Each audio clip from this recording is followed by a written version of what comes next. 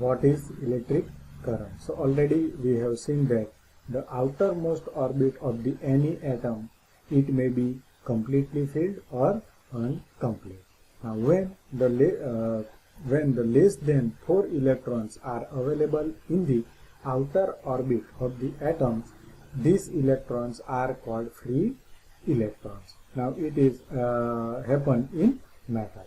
Now when the electrical potential is applied between the two terminal of this conductor of this metal conductor, these free electrons moves from one end to another end. Now already we have seen that electron has charge and it is negative. So the charge is moved from one end to another end when electrical potential is applied between the two terminal of the conducting conductors. So from that we can say that the flow of electron is called electric current. So we can write current I is equal to Q by T. Q, it is nothing but the value of the charge, and T, it is the time required to move electron from one end to another end. Now the unit of charge Q is coulomb. So if 1 coulomb charge is moved from one place to another place, the current is said to be 1 ampere. So here I can write current I for ampere. Q is the unit of Q is coulomb, and the unit of T time T is the second. So here A, we can write A is equal to 1 coulomb per 1 second. So from that we can also define the definition of electric current in another way. Thus the electric charge flowing from the cross-sectional area of a conducting material per second is called current. And if the 1 coulomb charge flows per second, then the current is said to be 1 ampere. Now if the value of the current is constant, then the charge transfer in the conducting material, it is also constant. So we can write Q is equal to I into T. But if the value of the current is varied, that means it is not constant, and the value of this current is continuously varied, that time we can write small I is equal to dq by dt.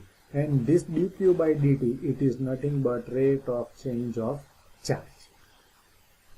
Now the current flow and the number of electrons. So we have seen I is equal to Q by T.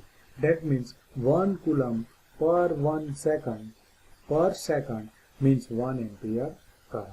Now already we have seen that the charge of electron is 1.602 into 10 raised to minus 19 coulomb. So from that we can find out the value of 1 coulomb is equal to 1 upon 1.602 into 10 raised to minus 19 is equal to 6.242 into 10 raised to 18 electrons. Now then, thus when a current of 1 ampere passing through this particular conducting conductor, we can say that 6.242 into 10 raised to 18 electrons flow through its cross-sectional area at every second. Now as shown in this figure, it shows the flow of electron. Here we are taking one pipe in which the water is flow. So in this figure, the flow of electric current is compared with the flow of water in the pipe. So electric current flows from a conductor just as a flows of water from a pipe.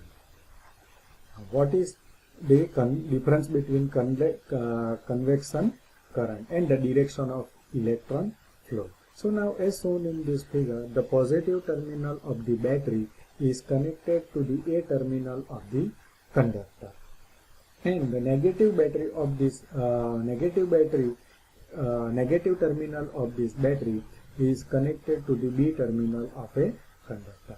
Now this battery is connected to the conductor. The negatively charged electrons which are available in this metal are attracted by this positive terminal of the battery.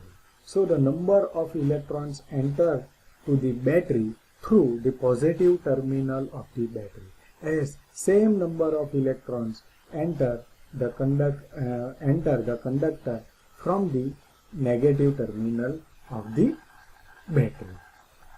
So here the flow of electrons, it is nothing but negative to B terminal, B to A to positive terminal of the battery. Now before the invention of the electron theory, it was believed that the electric current passing through these conducting materials, it is due to the flow of positive charge. That means the current flow from positive terminal of the battery to then it is passing through this conducting material or conductor, then it is and it is flow to the negative terminal of the battery. So here you can say that the direction of the flow of electron is different than the flow of electric current passing through this conductor. But after some years, it is decided that the currents is flow from negative flows from negative terminal of this battery to the is flow from negative terminal battery to the conductors, and this current is enter into the positive terminal of the battery.